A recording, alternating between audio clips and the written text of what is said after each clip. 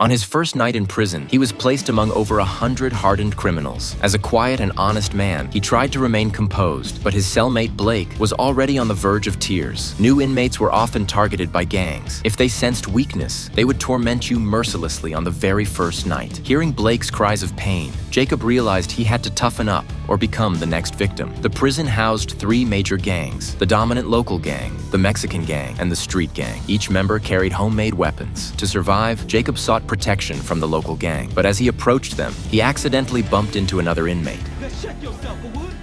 With everyone watching, Jacob knew he had to retaliate. Showing weakness would invite more abuse. He threw a powerful punch, continuing until guards intervened with tear gas. This display caught the attention of the local gang's lieutenant. Fish has heart.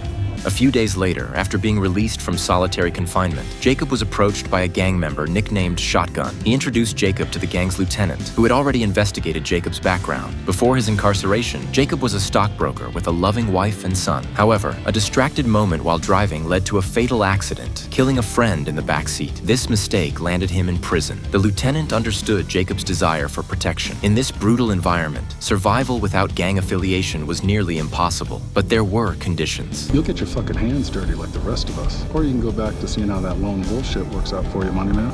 To ensure his safety and the hope of reuniting with his family, Jacob agreed to smuggle contraband for the gang. He would claim he couldn't hide the items internally, then discreetly retrieve them during yard time the next day. After handing them over to Shotgun, his task was complete, but things escalated. The gang discovered a snitch among them. Jacob, having never committed violence, was ordered to eliminate the informant. The only thing that matters is you getting home to your family in one piece. Hesitant and trembling, Jacob clutched a knife. When the informant exited his cell, Jacob's accomplice grabbed him, dragging him back inside. With limited time, Jacob had no choice. He stabbed repeatedly until the man stopped breathing. Removing his prison uniform, Jacob walked out of the cell. From that moment, there was no turning back. The man who once had a happy family and career was gone, replaced by a hardened gang member.